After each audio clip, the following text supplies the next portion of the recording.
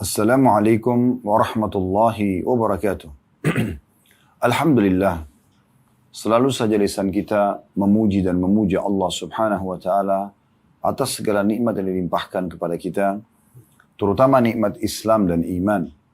Karena dengan Islam dan iman, kita jadi mengenal siapa pencipta alam semesta termasuk diri kita sendiri.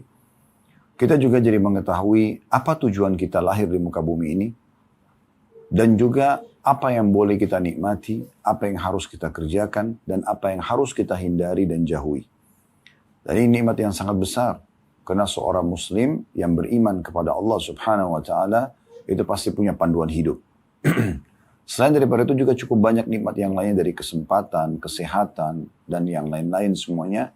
Allah subhanahu wa ta'ala memerintahkan kita untuk selalu mensyukurinya. Dengan dua susunan kata, Alhamdulillah. Maka jadilah sosok muslim yang selalu membasahi lidah dan bibirnya dengan kalimat ini. Atau dua kata ini. Selanjutnya kita panjatkan salam hormat kita kepada utusan Allah Nabi besar Muhammad sallallahu alaihi wa ala alihi wa sahbihi wasallam. Sebagaimana Allah telah perintahkan kita untuk mengucapkan salam hormat tersebut. Dan tentu saja berharap agar Allah membalas dengan satu kali salam hormat ini. Diberikan sebagaimana dijanjikan 10 kali rahmat. Dan rahmat Allah meliputi pengampunan dosa, peninggian derajat, pemenuhan kebutuhan, dan juga solusi dari permasalahan. Saudaraku seiman, bagi teman-teman yang mengikuti via Zoom ataupun media secara umum sekarang di media Khalid Basalamah Official, apakah di TikTok, apakah di Instagram, di Facebook, di YouTube, di Telegram, semuanya insya Allah ini semoga Allah subhanahu wa ta'ala mengikhlaskan niat kita, menjadikan kita hamba-hambanya yang berpuasa Ramadan dan mendirikan malam Ramadan karena keimanan dan mengharapkan pahalanya. Dan kita semuanya diampuni dosa-dosanya, dimaafkan kesalahannya, bahkan diganti menjadi pahala dengan izin Allah subhanahu wa ta'ala. Sebagaimana Allah firmankan dalam Al-Quran, dalam surah Al-Furqan, orang yang taubat nasuha ulaika alladziina yubaddilullahu sayyi'atihim hasanat. Mereka adalah orang-orang yang Allah ganti dosa-dosa mereka menjadi pahala. Dan semoga Allah subhanahu wa ta'ala juga selalu menjaga ketentraman, persatuan, kesatuan, dan kemerdekaan negara kita. Allah berikan kita pemimpin-pemimpin yang adil, yang baik, yang bertanggung jawab, yang amanah, serta bertakwa kepada Allah subhanahu wa ta'ala, dan juga menjadikan masyarakat, penduduk Indonesia ini semuanya bergotong royong dalam kebaikan dan menjaga persatuan dan kesatuan juga kemerdekaan kita sehingga negeri kita maju, makmur dan menjadi contoh bagi negara-negara yang lain. Dan semoga Allah subhanahu wa ta'ala menolong dengan pertolongan yang sangat besar dan juga secepat mungkin bagi saudara-saudara kita di Palestina, terutama di Gaza dan dimanapun di muka bumi yang sedang tertindas. Semoga Allah ikhlaskan niat mereka, terima para syuhada mereka, mulakan Islam di tangan mereka dan tangan kita semua, dan semoga Allah subhanahu wa ta'ala ikut sertakan kita bersama mereka di pahala, baik dengan doa, dengan harta, juga dengan jiwa kita.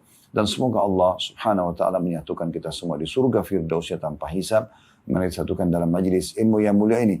Dan semoga yang mengikuti acara ini live ataupun siaran ulang, baik itu dari semua media tadi yang sudah kami sebutkan, atau mungkin ada yang menggunakan media lainnya, ya. Mungkin nanti di siaran ulangnya misalnya ada potongan-potongan ceramah yang akan disebarkan di media. Maka semoga hajat-hajat Anda semuanya dikabulkan oleh Allah subhanahu wa ta'ala. Dimudahkan urusannya, diampuni dosanya. Dan juga kalau yang masih sakit disembuhkan penyakitnya. Dan apapun kebutuhan dunia dan akhirat semuanya dikabulkan oleh Allah subhanahu wa ta'ala dengan sempurna sesuai yang diharapkan. Allahumma amin. Baik teman-teman sekalian, pada kesempatan ini kita punya kajian umum. Ya, kita bukan membedah buku seperti biasanya, dan kajian kita adalah selamat dari bahayanya lisan. Alhamdulillah kita sedang berada di bulan Ramadan, salah satu bulan mulia, bulan kegembiraan bagi umat Islam, bulan pelatihan peningkatan skill spiritual mereka, atau peningkatan keimanan dan ketakwaan mereka kepada Allah subhanahu wa ta'ala. Maka kesempatan emas di bulan Ramadan ini kita meraih banyak sekali keutamaan. Di saat tiba Ramadan, Nabi Muhammad SAW bersabda kepada para sahabat, "Qad atakum syahru Ramadan, syahrun mubarak." Telah datang kepada kalian bulan Ramadan, bulan yang penuh dengan keberkahan. Berkah waktunya, berkah makanannya, berkah minumannya, berkah ibadahnya. berkah juga taubatnya, selamat dari dosa-dosa, karena umumnya orang rajin berbuat amal saleh, dan itu umumnya orang-orang di seluruh muka bumi di kalangan muslimin, dan mereka juga menjauhi dosa-dosa. Maka berkah semuanya. Dan kata Nabi SAW, iftarallahu alaikum siyamah, Allah memerintahkan kalian untuk berpuasa di dalamnya, pelatihan kesehatan yang luar biasa, selain memang ada ya perintah Allah SWT yang merupakan spiritual atau keimanan. Dan juga kata Nabi SAW, fi tuftahu abwabul jannah, di bulan Ramadan dibuka semua pintu-pintu surga. Iklan resmi dari sang pencipta Allah Subhanahu wa taala, mulai 1 Ramadan kemarin sampai akhir Ramadan. Kami adalah penyambung lidah Allah Subhanahu wa taala, tanda kutip, maksudnya kami yang menyampaikan dengan lidah kami. Allah Azza wa Jalla turunkan melalui wahyunya untuk disampaikan kepada umat manusia apa yang diajarkan kepada Nabi SAW dan para da'i dan ulama, menyampaikan dan menyambungkan itu kepada umat. Bahwasanya 1 Ramadan sampai akhir Ramadan dibuka pendaftaran untuk menuju ke surga. Maka siapapun yang mendaftarkan diri di waktu ini, maka sangat dekat untuk bisa diterima dan dicatatkan menjadi ahli surga. Karena umumnya yang kita kerjakan di Ramadan adalah perbuatan ahli surga. Siang harinya puasa, otomatis kita jauhkan diri dari yang diharamkan, dan juga bahkan yang dilarang walaupun dasarnya selain puasa dibolehkan seperti makan dan minum yang halal. Dari azan subuh sampai azan maghrib tidak dibolehkan. Kita tetap patuh. Ini adalah amal ahli surga. Karena patuh kepada sang pencipta Allah dan Rasulnya Muhammad SAW. Begitu juga di malam hari kita sibuk setelah buka puasa. Sedikit saja kita kumpul sama keluarga, sudah masuk waktu isya, kemudian ada tarawih. Kemudian setelah itu kita istirahat, ada sahur. Begitu terus. Belum jadi di antaranya diisi dengan mencari nafkah halal, majelis ilmu seperti ini, menjenguk orang sakit misalnya, atau mengantar jenazah, atau sekian banyak amal-amal saleh dari doa, dari zikir, dari sedekah, dari umrah dan seterusnya yang bisa dikerjakan. Maka semuanya akan membawa kita ke dalam surga tentunya. Atau memudahkan kita untuk meraih rahmat Allah yang membuat kita masuk ke dalam surga. Serta kata Nabi SAW, wa fihi tughlaqu abwabul jahim, dan di bulan Ramadan ini ditutup semua pintu neraka. Dalam salah satu hadis Nabi SAW yang sahih, diriwayatkan atau disebutkan oleh Al-Mundhiri dan disahihkan oleh Syekh Al-Albani dalam kitab Sahih At-Targhib wa Tarhib, adalah sabda Nabi SAW, sesungguhnya Allah Subhanahu wa Ta'ala atau Allah Azza wa Jalla memiliki orang-orang atau hamba-hamba yang dibebaskan dari api neraka di bulan Ramadan, dan itu terjadi di malam-malam atau di setiap malam dari malam-malam Ramadan. Dibebaskan artinya bisa dihapus namanya dari api neraka. Makanya Imam Haram Mekah, Imam Masjid Nabawi, ya, Imam Masjid Aqsa, mereka di antara doa kunut mereka adalah Allahumma a'tik riqabana wa riqaba abaina ummahatana minan nar. Ya, ya Allah selamatkanlah ya dan hapuskanlah nama kami, kedua orang tua kami, ayah dan ibu kami dari api neraka. Fihi lailatun khairum fihi tughallu fihi syayatin. Tughallu fihi syayatin, dan pada bulan Ramadan dibelenggu semua syaitan-syaitan yang jahat. Dalam beberapa riwayat lain sehingga mereka tidak leluasa menggoda seleluasa di luar Ramadan. Lalu kata Nabi SAW, fihi laylatul khairu min alfi syahr, di malamnya ada malam lebih baik daripada 1000 bulan. Ya, itulah Lailatul Qadar yang kita tahu di 10 terakhir Ramadan. Hanya saja Allah akan memudahkan hambanya untuk mendapatkan dan meraih kesempatan ibadah di Lailatul Qadar bagi orang yang memang mengejarnya dari awal. Bukan orang yang baru mengatakan nanti aja deh saya di malam ganjil 10 terakhir baru ibadah. Enggak. Memang dari awal dia semangat untuk mengejarnya, maka ini akan diberikan oleh Allah Subhanahu wa Ta'ala. Kata Nabi SAW, man haruma khairaha faqad harum. Siapa yang terharamkan dari kebaikannya, maka telah terharamkan dari semua kebaikan. Artinya kalau Ramadan aja nggak baik, lalu kapan dia akan baik? Nah, salah satu fungsi Ramadan adalah bulan pelatihan agar kita mencapai tingkat ketakwaan. Sebagaimana Allah Subhanahu wa Ta'ala sebutkan dalam surah Al-Baqarah, di ayat yang sangat masyhur. Yang bunyinya, ya ayyuhalladzina amanu kutiba alaikumus siyamu kama kutiba alal ladzina min qablikum la'allakum tattaqun. Hai orang beriman, diperintahkan, dicatatkan, dibuatkan program untuk kalian puasa dan ibadah-ibadah, rangkaian ibadah di bulan Ramadan sebagaimana telah dibuatkan untuk orang-orang sebelum kalian, untuk diperintahkan untuk orang sebelum kalian agar kalian mencapai tingkat ketakwaan. Tanda kutip di sini tingkat ketakwaan. Jadi betul-betul kita punya peluang emas untuk bisa ya mencapai tingkat ketakwaan yang selalu patuh pada Allah, mengerjakan perintah dan meninggalkan larangan. Nah, ini yang menjadi target utama ya yang akan diraih di bulan Ramadan. Oleh karena itu teman-teman sekalian, bukan hanya sekedar mengerjakan perintah, tetapi bagaimana juga kita melatih diri kita terbiasa meninggalkan yang dilarang. Karena berapa banyak orang yang puasa, ya batal puasanya karena mereka melakukan pelanggaran-pelanggaran agama yang bisa membatalkan puasa mereka. Perhatikan misalnya, ya, sabda Nabi SAW, ya, man lam yada' qawl az-zuri wal 'amala bihi falaysa lillahi hajatun fi an yada'a ta'amahu wa syarabah. Siapa yang tidak meninggalkan perkataan dusta dan juga terus menjaganya, mengamalkan dusta itu, maka tidak ada hajat bagi Allah untuk menilai lapar dan hausnya. Juga dalam hadis yang lain, man lam yada' qawl az-zuri wal jahla wal 'amala bihi. Siapa yang tidak meninggalkan perkataan dusta dan juga kebodohan, kezaliman, maksiat secara umum, ya. Dan dia tetap kerjakan, falaysa lillahi hajatun fi an yada' ta'ama wa syarabah. Allah tidak ada hajat untuk menilai lapar dan hausnya. Dalam riwayat yang lain, ini hadis-hadis yang sanadnya hasan, sahih, ya. Kalau tadi hadis pertama itu sanadnya hasan, sanadnya sahih, diriwayatkan oleh Bukhari. Tadi riwayat kedua diriwayatkan oleh An-Nasai dengan sanad yang sahih. Dan juga ada riwayat diriwayatkan oleh At-Tabarani dengan sanad hasan di ghairi, menjadi hasan karena dikuatkan dengan riwayat-riwayat lain. Kata Nabi SAW, man lam yada'il khana wal kadhiba fala hajata lillahi ay yada'a ta'ama wa syarabah. Barang siapa yang tidak meninggalkan ucapan kotor dan dusta, maka Allah tidak membutuhkan puasanya di mana dia meninggalkan makan dan minumnya.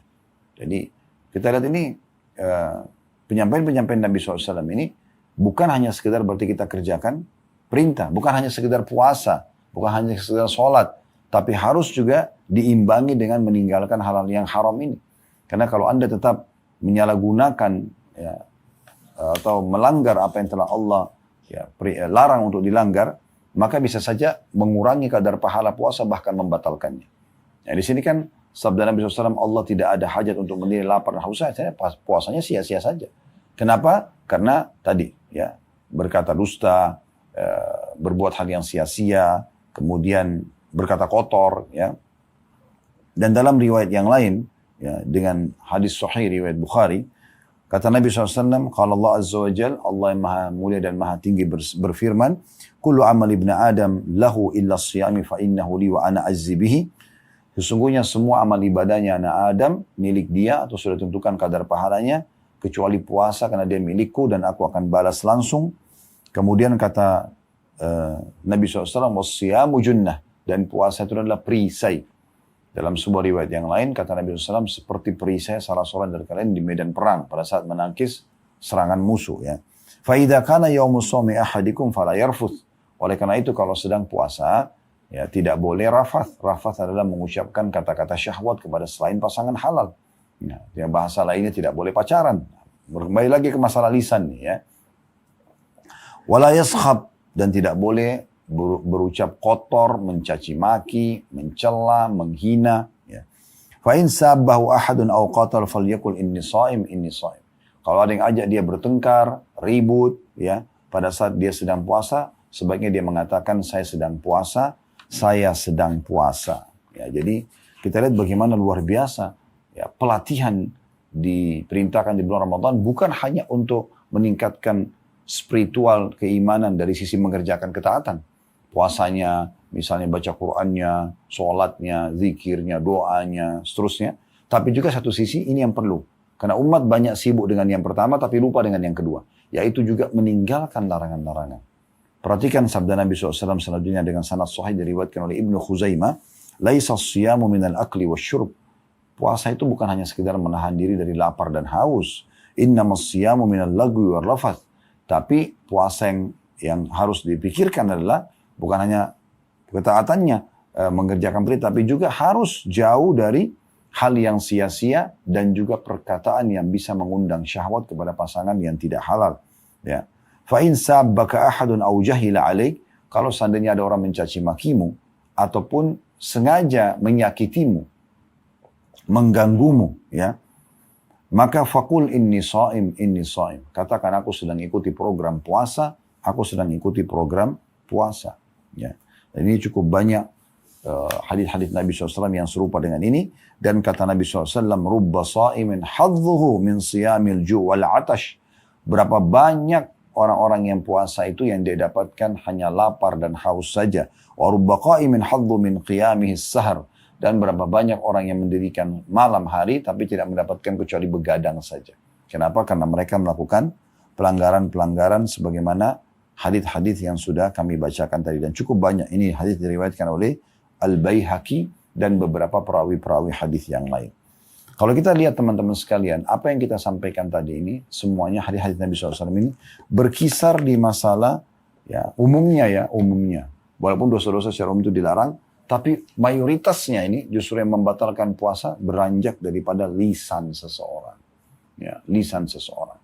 Bahkan dalam sebuah hadis Bukhari Muslim, pernah Nabi SAW mengatakan, sesungguhnya manusia itu, ya, dilemparkan ke dalam api neraka karena lisan-lisan mereka atau penyimpangan dari lisan mereka. Maka kata Mu'adz radhiyallahu anhu, ini jawaban dari pertanyaan Mu'adz radhiyallahu anhu.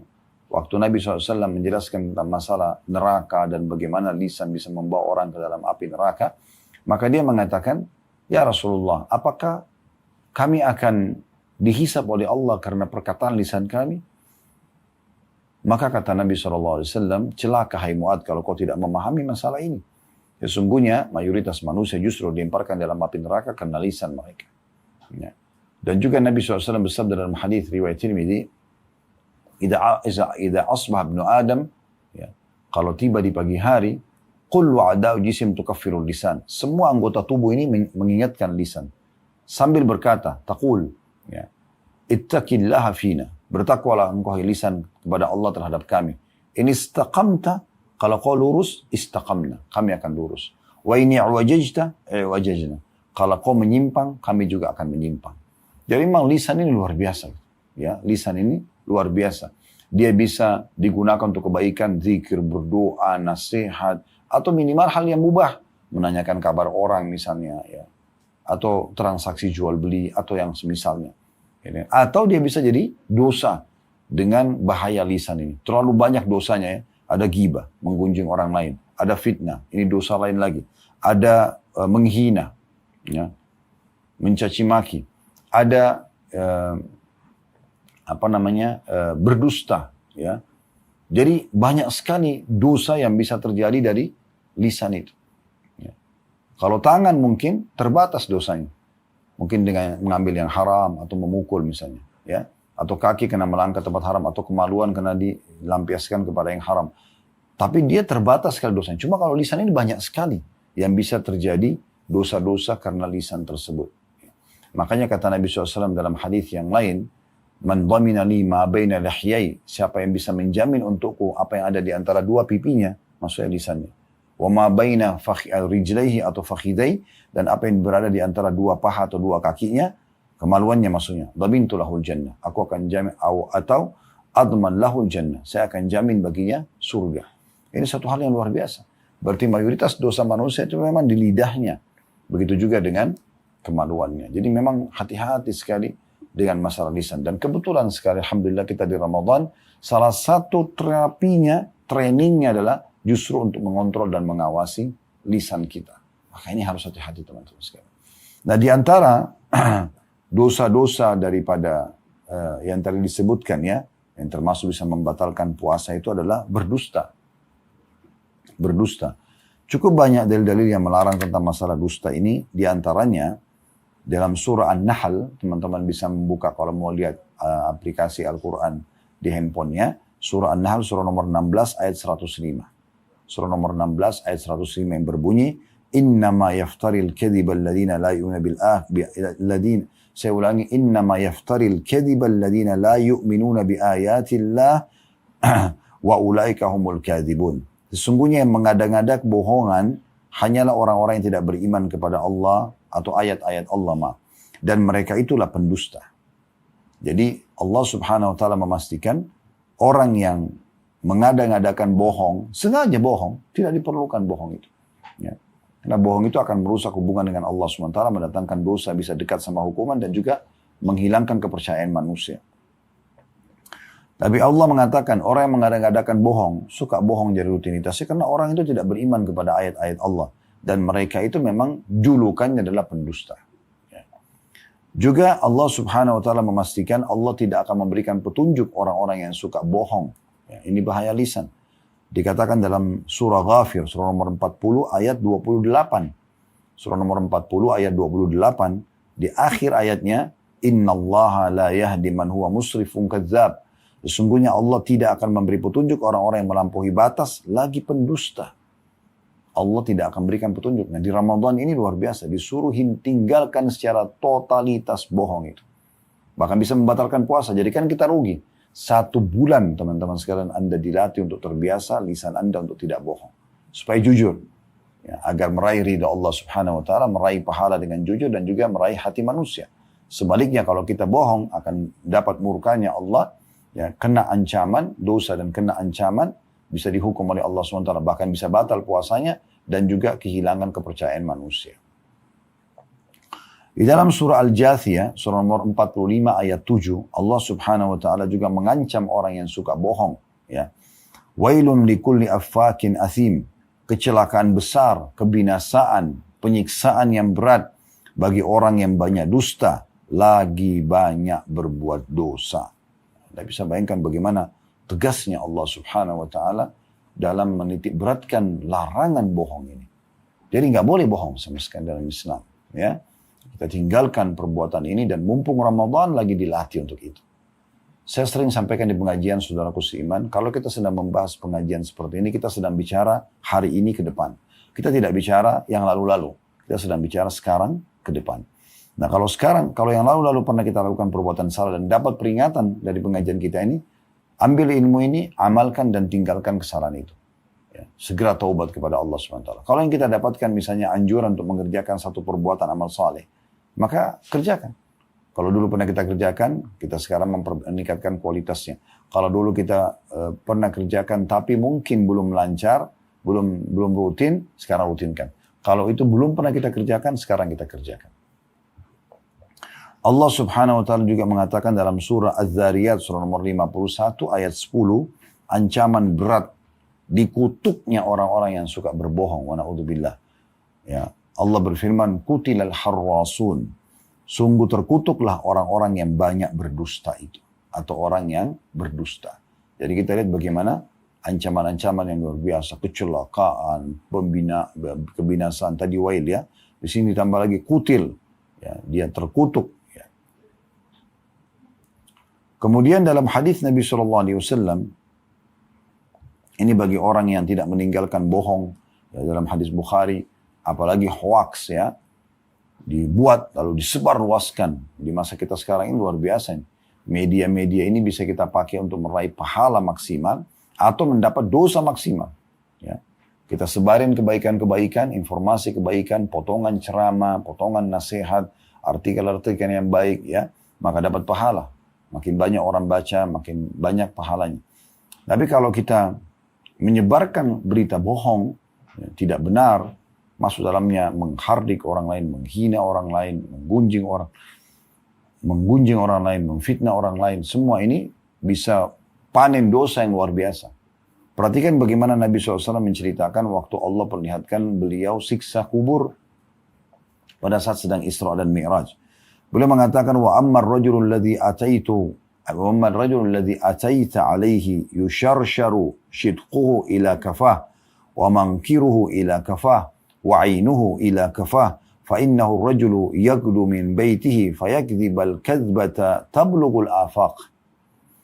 Adapun laki-laki yang engkau lihat hai Muhammad, ini kata para malaikat, yang ujung mulutnya disobek sampai ke tengkuknya. Ini ujung mulut, naudzubillah, disobek sampai ke tengkuk, ke leher. Ya. Dan hidungnya disobek sampai ke tengkuknya. Hidungnya ditarik, disobek sampai ke tengkuknya, ke belakang. Dan matanya dirobek sampai tengkuknya. Mata dirobek sampai tengkuk. Na'udzubillah. Sakitnya luar biasa ya. Dia adalah orang yang keluar dari rumahnya, lalu dia berdusta dengan kedustaan yang mencapai seluruh penjuru. Sebar luasin gosip. Sebar luasin kedustaan. Hoax, tidak benar. Tapi dia sebarkan. Ini bahaya sekali. Makanya Imam Syafi'i rahimahullah mengatakan, perkataan itu, kalau belum diucapkan masih milikmu. Masih milikku, kata beliau. Beliau menasihati dirinya sendiri. Tapi kalau sudah diucapkan, maka bukan lagi milik. Ya. Atau dalam beberapa asar yang lain dikatakan, beliau mengatakan, Maka kalau ucapan belum diucapkan aku menguasai ini, tapi kalau sudah diucapkan maka dia akan menguasaiku. Jadi harus hati-hati sekali. Beliau juga mengatakan dalam nasihat lain, seseorang itu harusnya berpikir sebelum dia mengucapkan kata-kata. Apakah ini akan mendatangkan maslahat atau tidak. Kalau dia lihat datang ada maslahatnya baru dia ucapkan. Kalau tidak, dia tidak ucapkan. Ya. Karena berbahaya sekali. Kemudian juga sabda Nabi SAW yang masyhur, hadis riwayat Muslim, perintah agar kita jujur dan menjauhi dusta. Alaikum bis-sidqi fa inna sidqa yahdi ilal bir. Kalian harusnya jujur karena jujur itu akan membawa pada kebaikan. Wa innal birra yahdi ilal jannah. Dan kebaikan akan membawa pada surga. Wa ma yazalu ar-rajulu yasduqu wa yataharra as-sidqa hatta yuktaba 'inda Allahi siddiqa. Dan seseorang itu terus jujur, ya. Dan menyampaikan kejujuran sampai dia dicatat di sisi Allah sebagai orang yang jujur. Ya, jadi kalau kita terbiasa jujur, lama-lama nanti Allah cap kita sebagai orang yang siddiq. Anda tahu kan penghuni surga tertinggi adalah para nabi-nabi dan nabiyina, was-siddiqin, orang-orang yang jujur, was-syuhada, orang syahid, dan salihin, dan orang-orang saleh. Kita jadi orang dicatat sebagai orang yang siddiq kalau kita memang sudah membiasakan jujur itu menjadi pola hidup kita. Ini satu hal yang luar biasa. Lalu kata Nabi SAW, wa iyyakum wal kadhib. Dan hati-hati kalian dengan dusta itu. Jangan buka pintunya sama sekali. Fa inal kadhiba yahdi ilal fujur. Karena dusta akan membawa kepada kefajiran, kerusakan jiwa, kerusakan hati, kerusakan sikap. Bohong itu akan merusak semuanya. Menjatuhkan nama baiknya, martabatnya. Apalagi pas kebongkar, malu dia. Wa inal fujura yahdi ilal nar. Dan perbuatan fujur itu, kerusakan akhlak, kerusakan sikap, ya, kerusakan keputusan ini akan membawa kepada api neraka. Wa ma yazalu ar-rajulu yakdzibu wa yataharra al-kadhiba hatta yuktaba 'inda Allahi kadzdzaba. Dan seseorang itu terus bohong dan menjadikannya sebagai rutinitasnya sampai dia dicap oleh Allah sebagai pendusta. Artinya setelah itu dia tidak bisa lagi jujur karena sudah jadi pola dia, sudah menjadi pola dia, ya. Kemudian Nabi SAW juga mengingatkan kepada kita, kalau mau tenang hidupnya, mau bahagia, mau tentram, namanya tetap harum, martabatnya tetap tinggi, maka jujurlah dan jauhi bohong. Kata Nabi SAW, Da' ma yaribuka ila ma la yaribuk. Tinggalkan yang meragukanmu pada hal yang tidak meragukanmu. Jadi kalau ragu, tidak usah dikerjakan. Kerjakan yang sudah pasti saja. Fa inna sidqa tuma'nina. Ketahuilah bahwasanya jujur itu pasti akan membawa pada ketentraman jiwa. Wa innal kadhiba ribah. Dan kebohongan atau dusta akan membawa pada kegelisahan jiwa itu sendiri. Juga Nabi SAW menyebutkan dalam hadis yang masyhur riwayat Bukhari Muslim tentang ciri khasnya orang munafik pendusta. Dan orang beriman seperti kita insya Allah tidak mungkin kita berdusta, gitu kan? Harusnya kita hindari. Karena kata Nabi SAW, ayatul munafiki thalath. Tanda-tandanya orang munafik ada 3. Idza hadatsa kadzab. Yang paling pertama adalah kalau bicara suka dusta. Bohong. Semoga Allah jaga lisan kita dari sifat bohong ini, ya. Ini berbahaya sekali. Karena orang kalau bohong sekali, maka dia akan buka pintu-pintu bohong terus di depannya dan susah untuk dia berhenti, ya. Lalu kata Nabi SAW, wa idza wa'ada akhlaf. Yang kedua, kalau dia berjanji dia akan pungkiri. Wa idza tumina khan. Yang ketiga, kalau dia diberikan amanah dia berkhianat.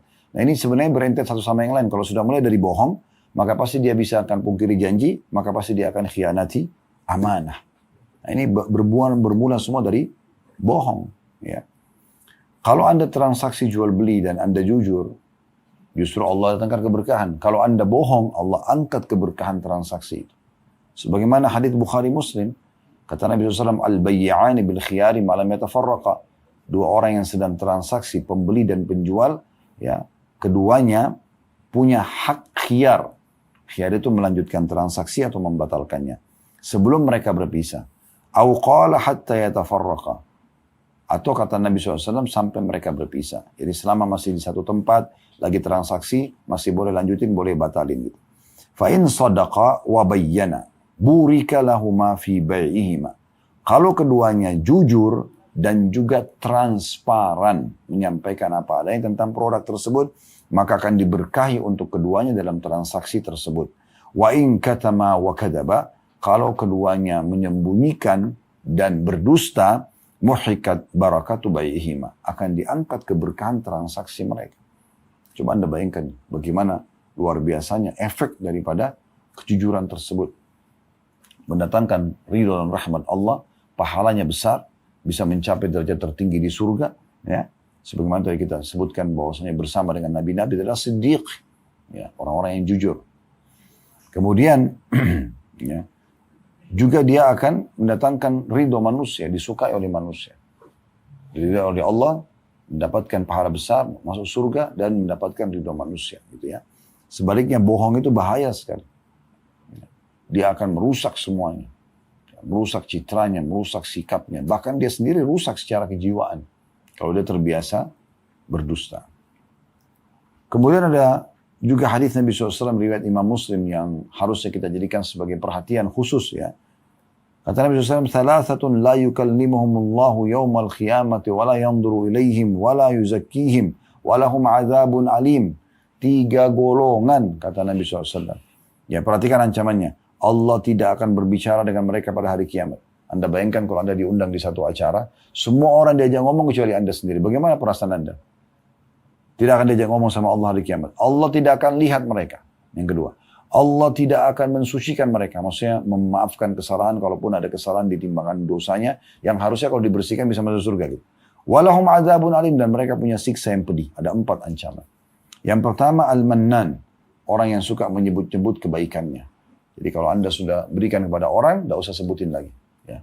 Karena Anda niatnya karena Allah Subhanahu Wa Taala, bukan karena dia. Ya. Mau orang itu terima kasih atau tidak sama saja. Ya. Kemudian yang kedua al-musbilu izarah, orang yang menutup mata kakinya dari kalangan laki-laki ya, isbal. Ini bahaya sekali, nggak boleh dibiarkan celana kita bagi laki-laki menutupi mata kaki. Kita usahakan naik di atas mata kaki. Kalau perempuan tentu tidak ada masalah. Ini bagi laki-laki ancamannya. Dan yang ketiga, khusus yang masalah isbal ya, yang pakaian menutupi mata kaki itu, kalau dari atas, kalau dari bawah kaos kaki dipakai nggak masalah. Ya. Kalau dari atas, maka itu laki-laki ini termasuk yang kena ancaman tadi. Dan yang ketiga, ini saksi bahasan kita, awal munfiku sil'atau bil halifil kadib atau bil halafil kadib. Ya. Orang yang tertransaksi produknya tapi diikuti dengan sumpah bohong. Demi Allah belum sampai modalnya. Demi Allah begini dan begitu misalnya. Nah, ini kena ancaman yang berat. Kemudian dalam hadis riwayat Ahmad, ya, kata Nabi SAW, la yu'minul abdu al-imanu kullah. Seorang hamba tidak akan bisa mencapai tingkat keimanan terbaik, sempurna, hatta yatrukal kadhib fil mizahati. Sampai dia meninggalkan dusta walaupun bercanda. Wa bitarkil mira'i wa in kana sadiqa. Dan meninggalkan perdebatan walaupun dia ya benar. Ya, sudah jelasin argumentasi pada orang, dia terima alhamdulillah. Tidak terima ya sudah, tidak ada masalah buat dia. Ya.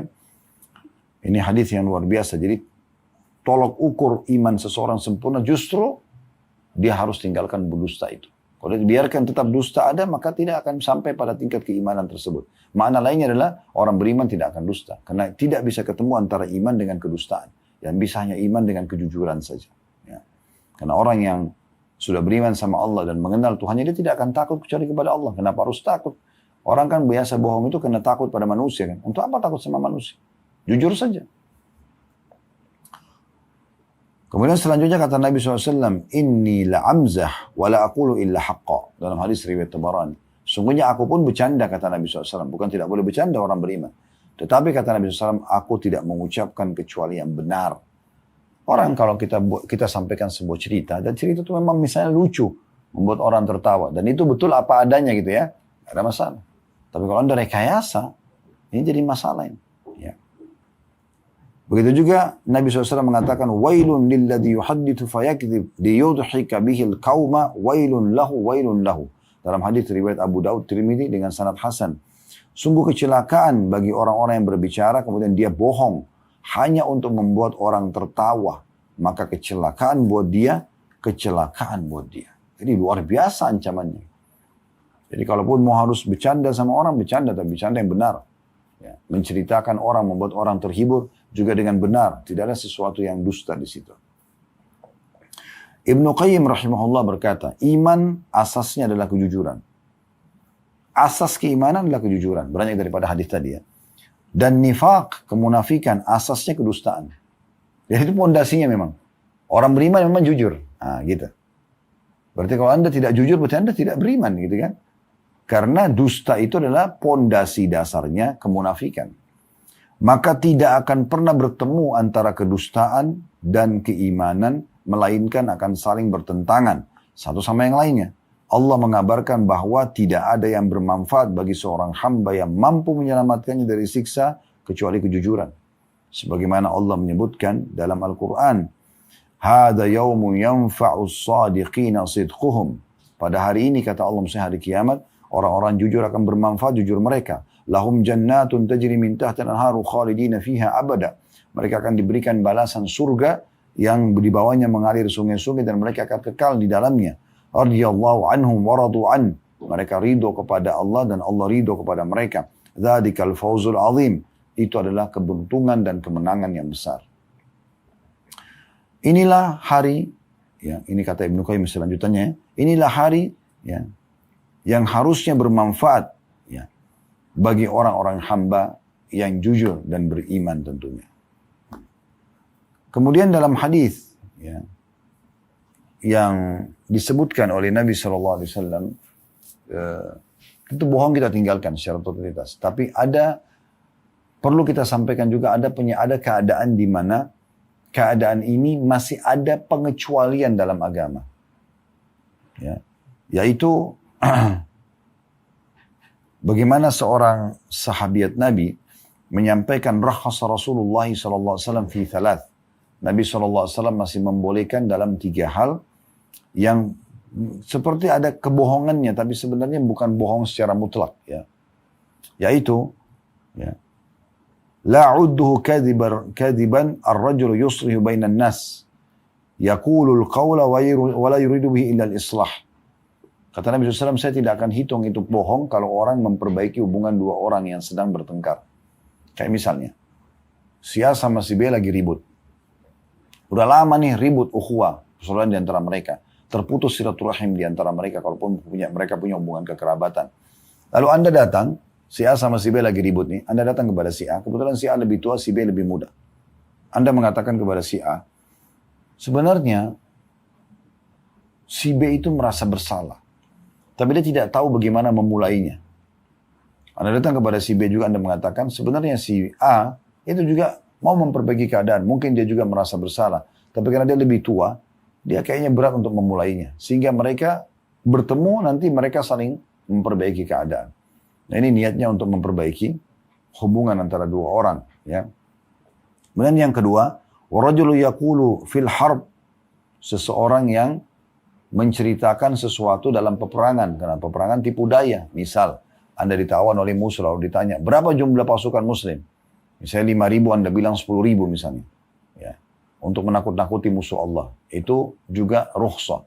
Artinya dibolehkan gitu ya. Kemudian yang ketiga, warajul yuhaddithu imra'atahu wal mar'atu tuhaddithu zawjaha. Laki-laki yang memuji-muji istrinya atau istri memuji-muji suaminya. Ya. Misalnya dia mengatakan, saya belum pernah bertemu dengan wanita secantik kamu. Saya belum pernah melihat ada wanita secantik kamu. Saya belum pernah melihat wanita sebaik kamu. Begitu juga istrinya mengatakan, saya belum pernah melihat laki-laki setampan kamu. Saya belum pernah. Untuk menghibur hati pasangannya. Ya. Dia memujinya. Ya, dia memuji-muji misalnya pakaiannya, penampilannya, muamalahnya. Padahal sebenarnya mungkin dia masih berharap lebih baik daripada itu. Supaya pasangannya tetap semangat dalam mengerjakan. Nah, ini ada hal yang dikecualikan. Ya. Tetapi secara umum kita dianjurkan untuk harus jujur. Perhatikan Allah Subhanahu wa taala menyebutkan dalam surah At-Taubah surah nomor 9 ayat 119, kita diperintahkan dengan sangat tegas, jujurlah. Ya ayyuhalladzina amanu taqullaha wa kunu ma'as shadiqin. Wahai orang beriman, bertakwalah kepada Allah dan bersamalah dengan orang-orang yang jujur. Dan juga kata Allah Subhanahu wa taala juga dalam surah An-Nisa surah nomor 4 ayat 69, wa may yuti'illaha war rasulahu faulaika ma'al ladzina an'ama Allahu 'alaihim minan nabiyyin was-siddiqin wasyuhada'i was-shalihin wa hasuna ulaika rafiqa.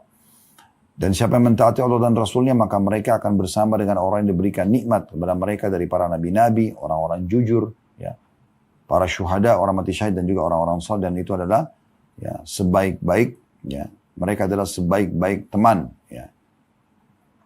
Maka di sini kita bisa lihat bagaimana orang-orang jujur juga disebutkan mereka punya kedudukan yang sangat tinggi di surga sana. Baik teman-teman sekalian, ini masalah dusta. Bahaya lisan yang lain kita tahu ada ghibah misalnya, ya, menggunjing orang lain. Apa itu gunjing? Disebutkan di dalam sebuah hadis, ya, diriwayatkan oleh Imam Muslim. Nabi SAW pernah bertanya kepada para sahabat, atadruna mal ghibah? Apakah kalian tahu apa itu ghibah? Menggunjing orang. Qalu Allah wa Rasulu alam. Para sahabat mengatakan Allah dan Rasulnya lebih tahu. Qala dzikruka akhaka bima yakrah. Maka Nabi SAW mengatakan engkau menyebutkan tentang saudaramu apa yang dia tidak suka. Apa yang dia tidak suka. Qila afara'aita in kana fi akhi ma aqul. Maka salah satu sahabat bertanya, ya Rasulullah, bagaimana kalau seandainya apa yang aku ucapkan ada dasarnya pada saudaraku itu? Ada aib itu sana dia. Ya.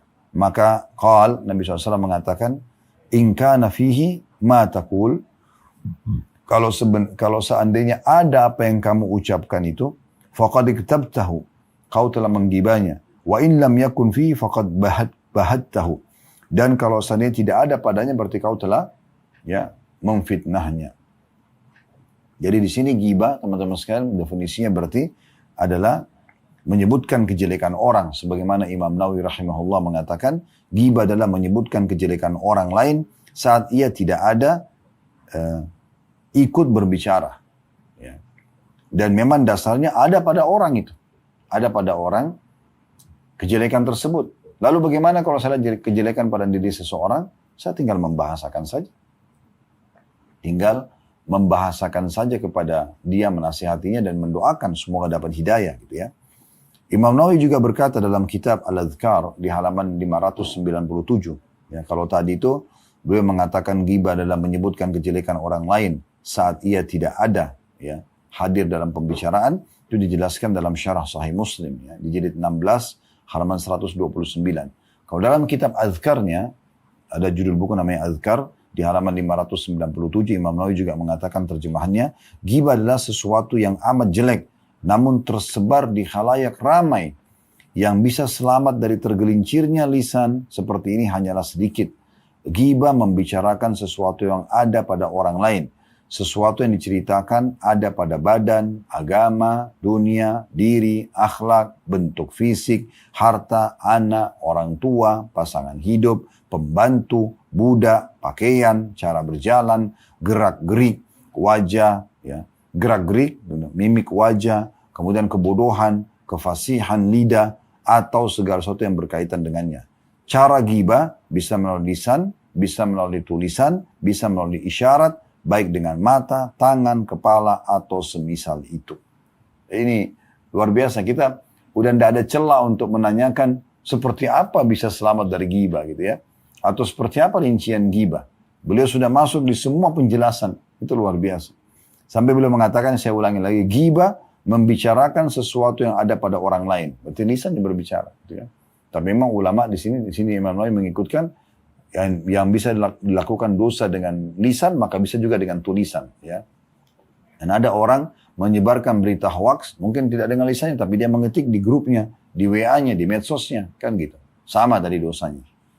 Maka beliau mengatakan, ghibah menceritakan, membicarakan sesuatu yang ada pada orang lain, sesuatu yang diceritakan ada pada badan, agama, dunia. Ya, ini sudah umum ya, sudah masuk semua sebenarnya, tapi dirincikan lagi. Diri, akhlak, bentuk fisik, harta, anak, orang tua, pasangan hidup, pembantu, budak, pakaian, cara berjalan, gerak-gerik, mimik wajah, kebodohan, kefasihan lidah, atau segala sesuatu yang berkaitan dengannya. Cara ghibah bisa melalui lisan, tulisan, isyarat, bahkan dengan mata, tangan, kepala, atau semisal itu.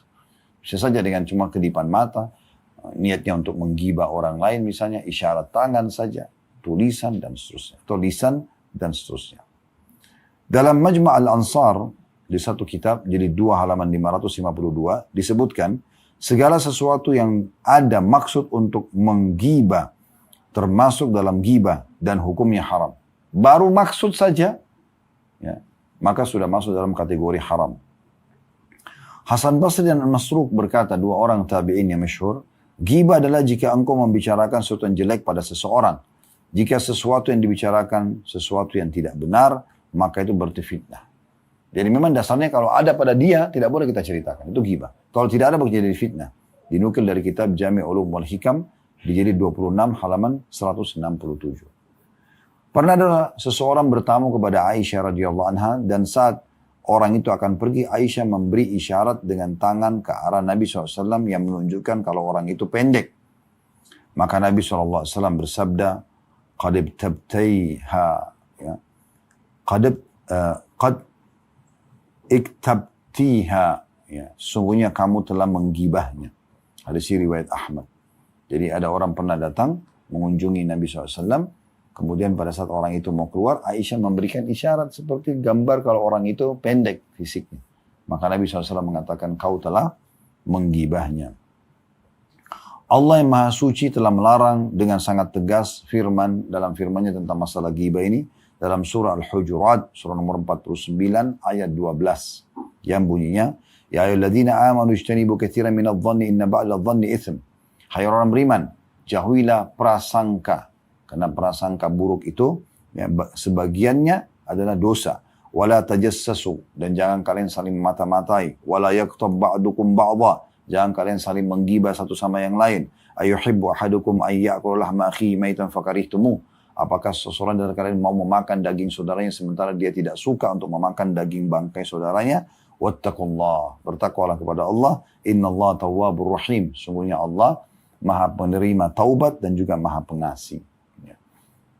Ibnu Rajab rahimahullah menukil dalam kisah buku yang beliau tulis 559 kisah nyata alam barzah. Di salah satu kejadian di Irak pernah ada orang yang mimpi, kalau tidak salah ya, itu melihat memakan daging saudaranya sendiri. Ternyata orang ini memang kebiasaannya adalah orang yang suka menceritakan aib orang lain. Itu bisa maknanya seperti itu. Allah SWT akan berikan dan memaksa dia makan nanti seperti bangkai saudaranya. Bangkai sudah tidak enak, apalagi bangkai orang yang kita ceritakan. Lalu untuk apa? Ya. Asy-Syaukani berkata, Allah Ta'ala memisalkan ghibah dengan memakan bangkai seseorang karena bangkai sama sekali tidak mengetahui siapa yang memakan dagingnya. Itu sama halnya dengan orang hidup juga tidak mengetahui siapa yang menggunjing dirinya. Sebagaimana didukir dalam kitab Fathul Qadir, jilid 5 halaman 87. Ya, jadi kenapa diibaratkan dengan makan bangkai? Karena bangkai itu kalau sudah jadi bangkai, kalau ada yang makan dagingnya, bangkai itu tidak tahu siapa yang memakan. Nah seperti itu kurang lebih gambaran orang yang digunjing, ya. Nah, orang yang menggunjingnya itu tidak jelas siapa orang itu. Kadang-kadang mereka sembunyi di belakang untuk berbicara, gitu kan.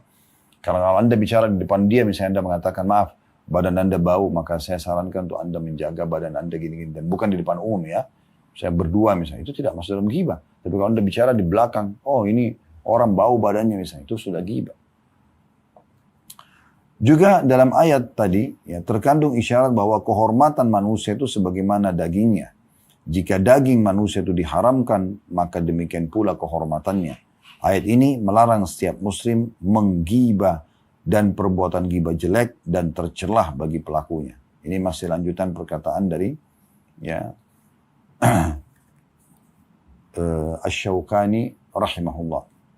Ya, jadi beliau mengatakan sebagaimana dagingnya manusia tidak boleh kita makan karena manusia bertaring kan. Kita nggak boleh memakan yang bertaring. Maka berarti sama, haram juga hartanya, haram juga kehormatannya. Sebagaimana dalam hadis Bukhari Muslim kata Nabi SAW, ya sungguhnya muslim terhadap muslim yang haram darahnya, hartanya, nama baiknya atau martabatnya. Kata rahimahullah berkata, sebagaimana engkau tidak suka jika mendapati saudaramu dalam keadaan mayit penuh ulat yang engkau makan, maka demikianlah buruknya bila engkau menggibahnya saat ia masih hidup. Nah, ini luar biasa ya. Jadi ini semua menjelaskan makna surah Al-Hujurat tadi ayat 12 ya. Surah nomor 49 ayat 12. Bagaimana Allah mengatakan apakah kalian ingin memakan bangkai saudara kalian padahal kalian membencinya. Maka Qatada lebih tegas lagi memaknakan penjelasan daripada tafsir ayat tadi. Sebagaimana engkau tidak suka jika mendapati saudaramu dalam keadaan mayit penuh dengan ulat-ulat lalu engkau memakannya. Jijik sekali kan. Maka demikianlah buruknya jika engkau menggibahnya saat ia masih hidup. Dinukil dari kitab tafsir beliau Jami' al-Bayan wa Ta'wil Ayatul Quran di jilid 26 ayat 100, halaman 169. Dalam kitab Kunuz Riyadus Salihin di jilid 18 halaman 164 disebutkan, para ulama sepakat akan haramnya ghibah dan ghibah termasuk dosa besar. Ya, karena diikuti dengan ancaman. Jadi dosa besar, bukan main-main itu ya. Nabi SAW bersabda dalam Ma'uri Jabi, marartu biqaumin lahum azfarun min nuhas. Pada saat aku sedang di Mi'raj atau di Isra Mi'raj, kan perjalanan Isra Mi'raj ya. Aku atau sedang Mi'raj ke langit, aku diperlihatkan melewati satu kaum yang mereka memiliki kuku-kuku dari tembaga yang tajam ya. Yakhmishuna ujuhahum wa sudurahum, mereka mencakar wajah mereka dan juga dada mereka sendiri. Faqultu man haula'i ya Jibril. Lalu aku bertanya kepada Jibril, wahai Jibril, siapa orang-orang ini? Qala haula'i alladziina ya'kuluna luhumun nasi wa yaqta'una fi a'radihim. Mereka adalah orang-orang yang makan bangkai manusia dan mereka merusak citranya manusia. Hadis riwayat Ahmad jilid 2 atau jilid 3 tepatnya, halaman 223. Jadi pada hari kiamat nanti seperti ini atau di kuburan ya, siksaan mereka begitu.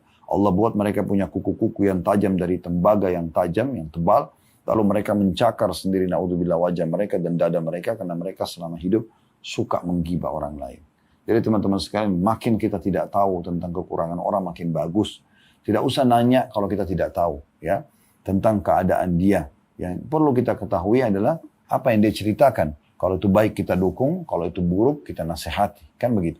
Makin banyak kita tidak tahu tentang orang makin bagus, karena jangan masuk ke ranah itu ya. Ada orang sedang menceritakan orang lain, tinggalkan saja. Ada seorang salafus saleh, dia duduk di satu majelis, teman-temannya lagi pada ceritain gosipin orang. Dia berdiri, dia buka bajunya lalu dia cabut bulu ketiaknya lalu ditaruh di atas meja. Ini kan pemandangan yang kurang nyaman ya. Teman-temannya tersinggung, itu kebetulan laki-laki sama laki-laki semua. Maka teman-temannya mengatakan, hai fulan, kenapa kau buat ini? Ini aib, ini memalukan sekali. Kata dia, apakah kalian menganggap ini baik, aib? Kata mereka, tentu saja. Ya. Lalu kata orang tersebut, subhanallah, maha suci Allah. Kalian menganggap mencabut bulu ketiak yang merupakan sunnah Nabi, aib, sementara kalian sedang menggibah, melanggar, ya, larangan-larangan Nabi, kalian tidak anggap aib. Ini dalam rangka untuk menasihatin teman-temannya. Dan ini luar biasa teman-teman sekalian. Ramadan, ingat, mumpung Ramadan ini adalah hari-hari di mana kita dijaga atau diperintahkan untuk menjaga diri kita dari dosa-dosa, kesempatan emas. Sebulan penuh kita dilatih, maka ini tujuannya agar kedepannya jangan sampai kita melanggar. Ya. Nabi SAW juga bersabda di dalam hadis yang lain, Ya ma'asyara man amana bilisani walam yadkhul imanu qalbuhu. Wahai orang-orang yang telah mengatakan beriman dengan lisannya tapi iman belum masuk dalam hatinya. La taktabul muslimin wala tattabi'u auratahum atau auratihim. Jangan kalian menggibah kaum muslimin dan jangan kalian sengaja mencari-cari ya kesalahannya. Fa innahu man ittaba auratahum yattabi'u Allahu auratahu. Dan siapa yang sengaja mencari-cari aibnya orang, maka Allah akan juga mencari-cari aibnya. Wa may yattabi'illaha auratahu yufaddihu fi baitihi. Dan siapa yang telah Allah cari kesalahannya atau aibnya, maka Allah akan permalukan walaupun dari dalam rumahnya. Juga kata Nabi SAW, wa man qala fi mu'minin ma laysa fihi askanahu Allahu ridghatal khabal. Atau asqahu tepatnya, maaf saya ulangi. Wa man qala fi mu'minin ma laysa fihi asqahu Allahu radghatal khabal hatta yakhruja mimma qal. Siapa yang mengucapkan pada diri siapa yang mengucapkan tentang seorang mukmin ya, apa yang tidak ada padanya, maka Allah akan berikan dia lumpur neraka ya, sampai dia berhenti dari perkataannya. Hadis riwayat Abu Daud dengan sanad sahih. Juga sabda Nabi SAW, ya, Man kanat indahu madlamatun li akhihi falyatahallalhu minha. Siapa yang punya kezaliman yang pernah dia lakukan pada saudaranya, baik itu menggibahnya, merusak citranya, memfitnahnya, ya, menghardiknya, mencelahnya, ya, apalah, ya, misalnya memukulnya, mengambil hartanya, apa saja. Maka mumpung di dunia, halilha. Halalkan segera itu. Maksudnya, minta kehalalannya, minta maaf, taubat kepada Allah SWT, minta maaf kepada orang yang pernah kita sakiti. فَإِنَّهُ لَيْسَ ثَمَّ دِينَارٌ وَلَا دِرْهَمٌ ya. مِنْ قَبْلِ أَنْ يُؤْخَذَ لِأَخِيهِ مِنْ حَسَنَاتِهِ. Sesungguhnya nanti tidak ada lagi manfaat di akhirat dirham dan dinar dan dirham, ya. Dan akan diambil dari pahala dia. Fa in lam yakun lahu hasanat, kalau dia tidak punya kebaikan-kebaikan, ukhidha min sayyiati akhihi faturihat alaih, maka akan diambil dosa-dosa saudaranya dan dilemparkan kepada dia. Ya. Jadi ini suatu hal yang luar biasa, ya, yang harusnya kita fahami sama-sama gitu ya. Dan sebaliknya, kalau misalnya ada orang yang sedang digosipin orang, lalu kita membelanya, kita malah mengatakan jangan loh, nggak boleh loh, haram loh misalnya, maka ini ada keutamaan tersendiri.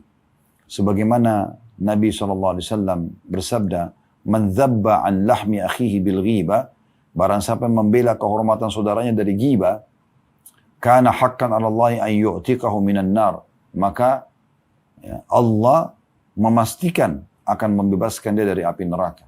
Hadis riwayat Ahmad dengan sanad hasan. Ya. Ini sebagian daripada bahayanya lisan. Kita belum bicara teman-teman sekalian masalah menghina, mencaci maki, itu ada sendiri lagi bahasannya ya. Dan cukup banyak. Ada lagi bab fitnah ya, menceritakan apa yang tidak benar, yang tidak ada. Kalau tadi kan ghibah, apa yang ada ya, apa yang memang dasarnya ada. Semua itu luar biasa teman-teman sekalian.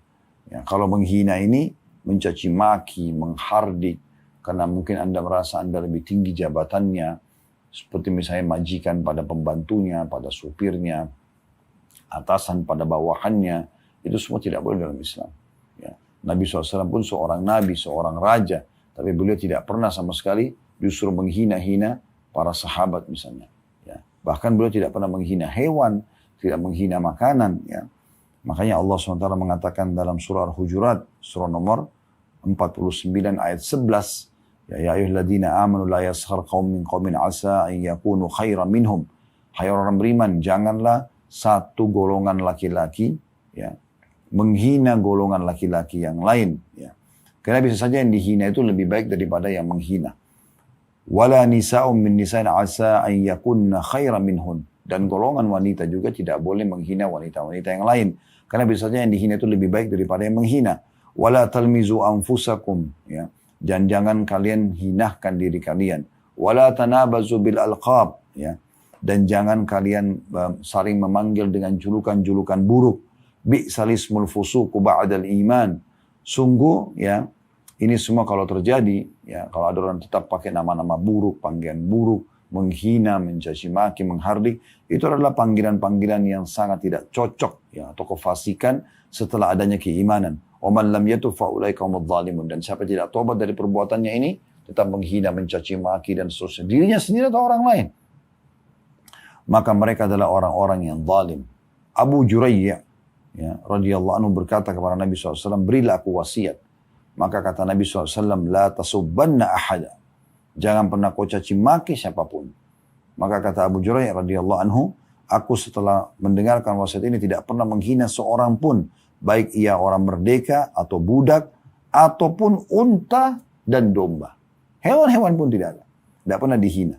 Jadi ini luar biasa.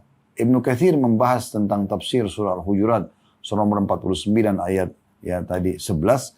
Allah Ta'ala melarang dalam ayat ini merendahkan dan menghina siapapun. Hal ini sejalan dengan makna hadis Nabi SAW, sombong itu menolak kebenaran dan merendahkan orang lain. Ini dinukil, dan ini adalah perbuatan haram kata beliau. Di kitab tafsir Quran Al-Azim yang beliau tulis. Ya. Ini tafsirnya tadi, Al-Hujurat ayat 11. Coba Anda bayangkan bahaya sekali. Ya. As-Sa'di rahimahullah, seorang ulama tafsir juga berkata, dalam ayat Al-Hujurat ayat 11, terdapat kandungan hak seorang mukmin dengan mukmin yang lain, yaitu jangan menghina atau mencela orang lain, baik dengan kata-kata ataupun perbuatan yang mengandung makna merendahkan sama muslim, dan perbuatan tersebut kalau dilakukan hukumnya haram. Perbuatan ini menunjukkan bahwa orang yang menghina atau mencela itu merasa kagum dengan dirinya sendiri. Ini tidak boleh sama sekali. Ya.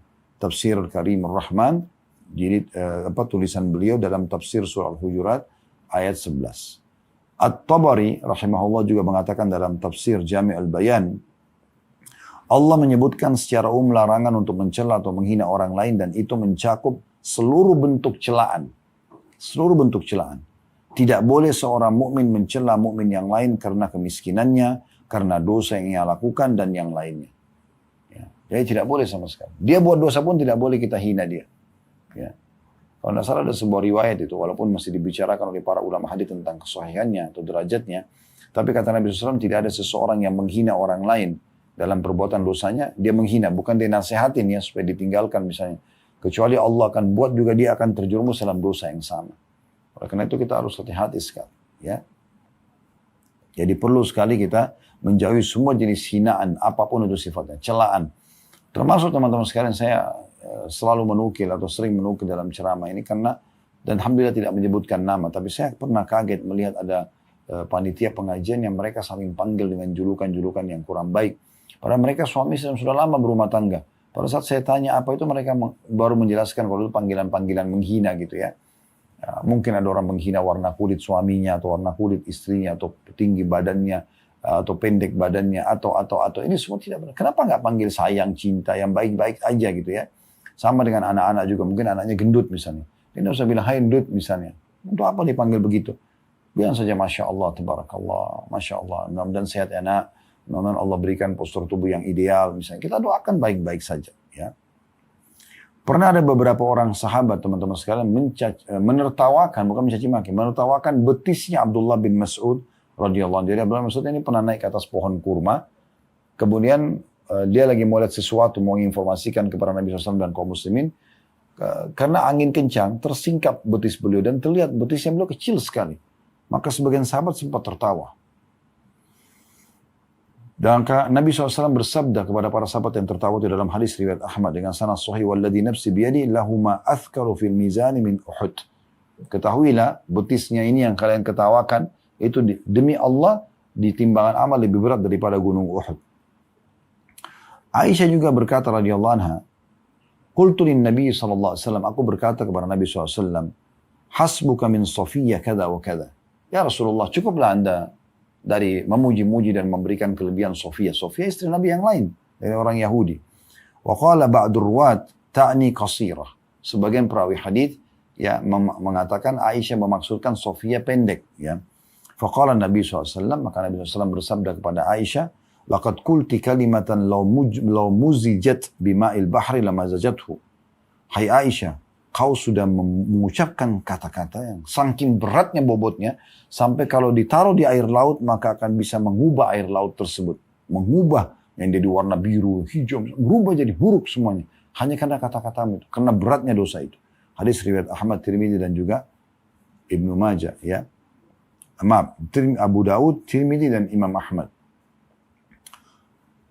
Kemudian juga di dalam hadis yang lain, kata Nabi SAW, wa ini mru'un syatamak. Kalau ada seseorang yang sengaja mencaci makimu, wa ayyaraka, ya, bima ya'lam fika, dan dia coba menyebarkan berita tentang kamu yang dia tahu tentang dirimu, fala tu'ayyirhu bima ta'lam fihi. Jangan kau balas dengan hal yang sama. Jangan juga kau sengaja cari aibnya lalu kau sebarkan juga. Fa innama wabala dzalika alaik. Karena akan kembali akibatnya kepada dia.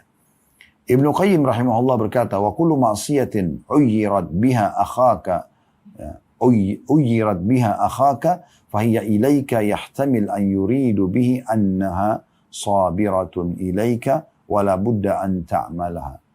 Setiap maksiat yang dijelek-jelekan pada saudaramu, maka itu akan kembali padamu. Maksudnya engkau bisa dipastikan melakukan dosa tersebut.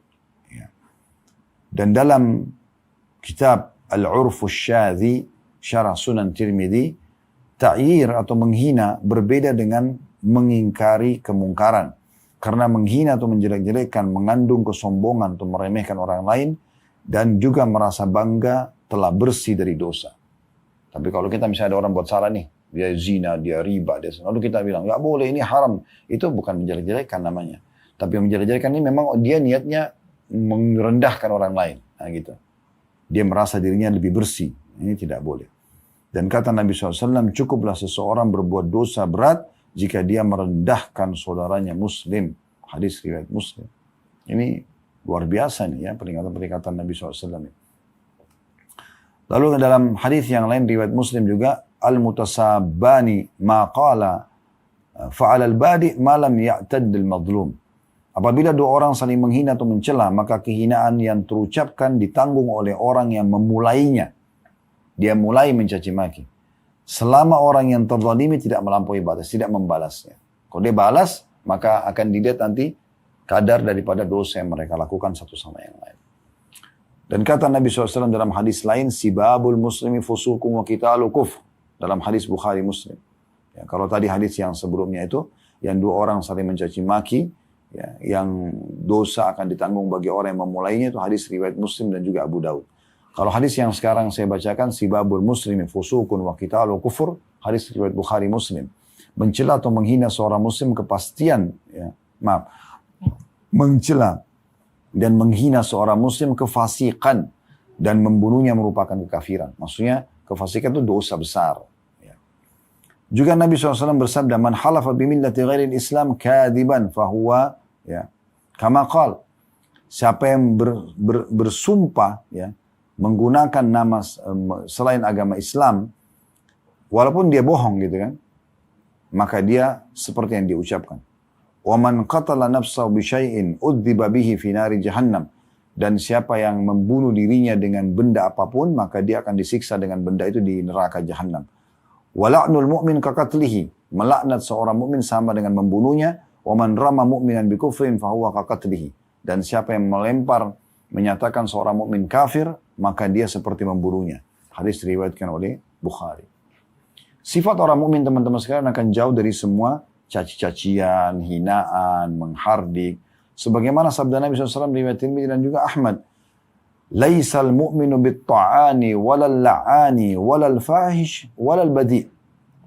Bukanlah sifat orang mukmin banyak menghina atau mencela, banyak melaknat, mengutuk, orang yang buruk akhlaknya, dan bukan juga orang yang buruk omongannya. Ini bukan ciri orang mukmin. Ya. Saya ulangi kata Nabi SAW, laisal mu'minu bit-ta'an.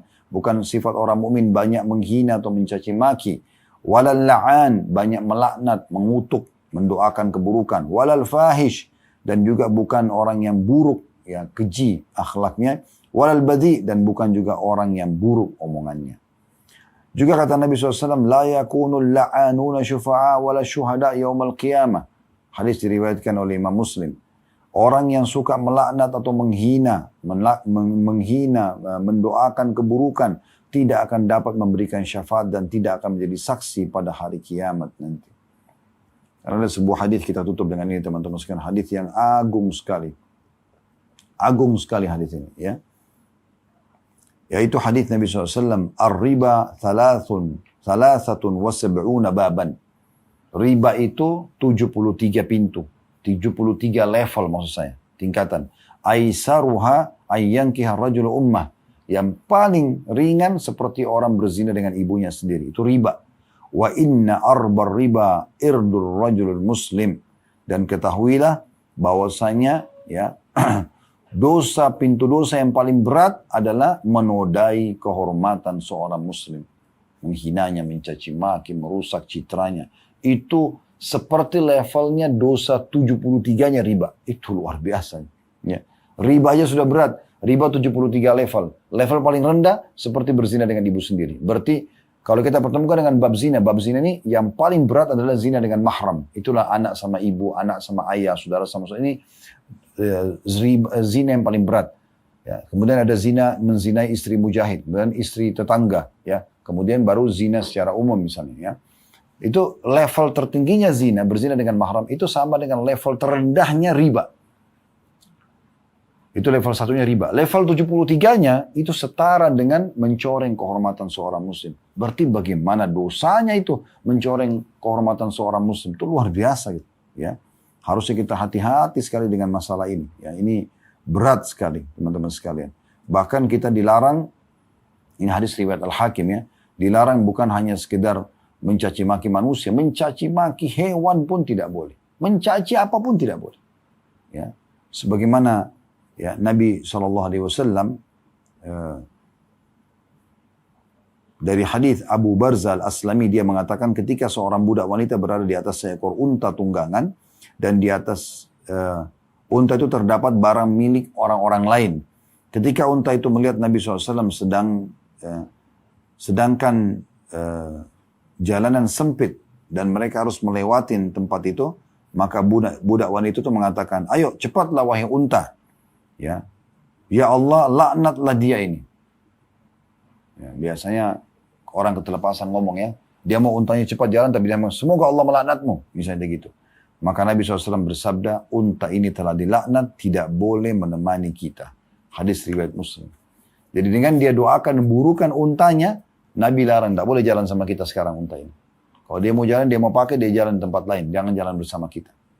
Jadi saking luar biasanya Nabi larang tidak boleh menggunakan hinaan-hinaan seperti itu.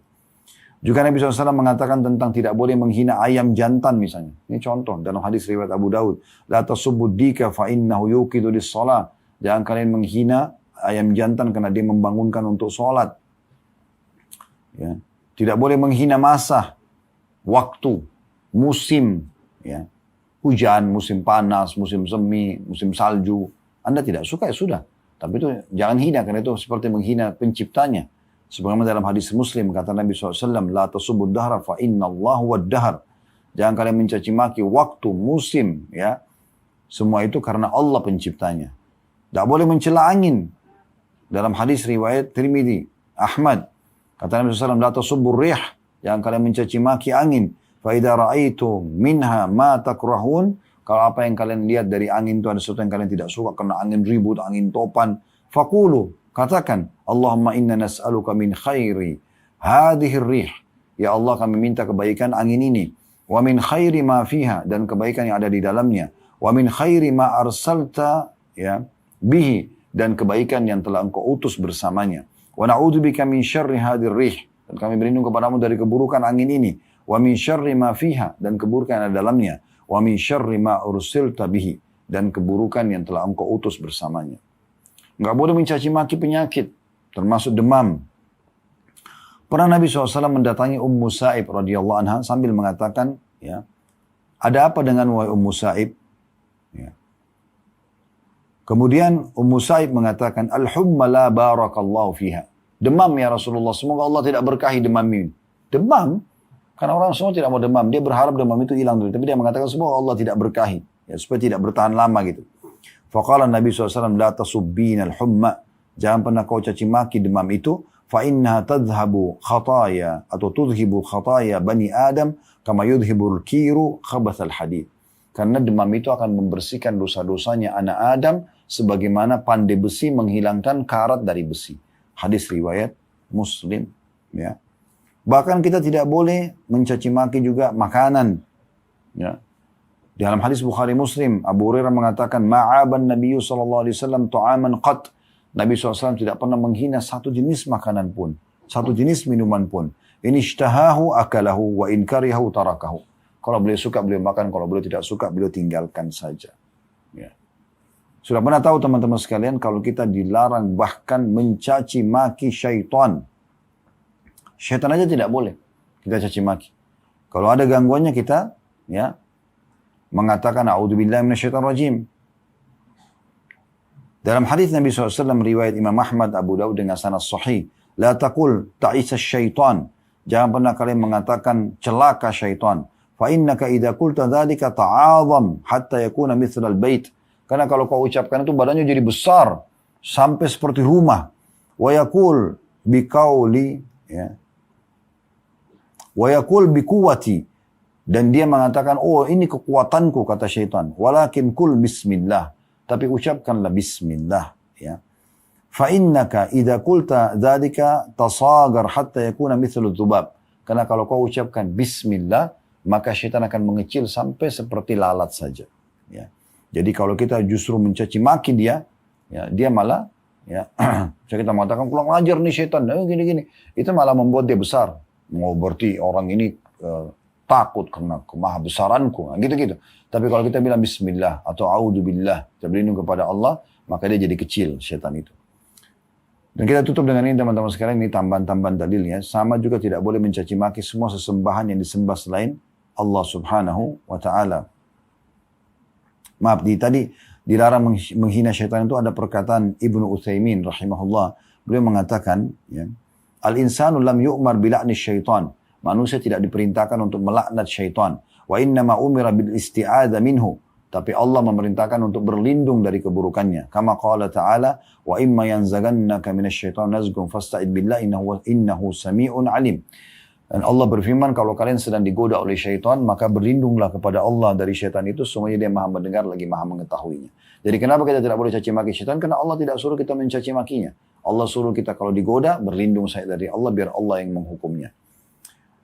Terakhir teman-teman sekalian, tidak boleh mencaci maki semua sesembahan selain Allah subhanahu wa ta'ala. Misalnya ada orang sembah berhala, ada orang sembah pohon, batu, apa saja. Maka Allah mengatakan dalam surah Al-An'am, surah nomor 6 ayat 108, وَلَا تَصُبُّوا الَّذِينَ يَدْعُونَ مِنْ دُونِ اللَّهِ فَيَصُبُّوا اللَّهَ عَدْوًا بِغَيْرِ عِلْمٍ.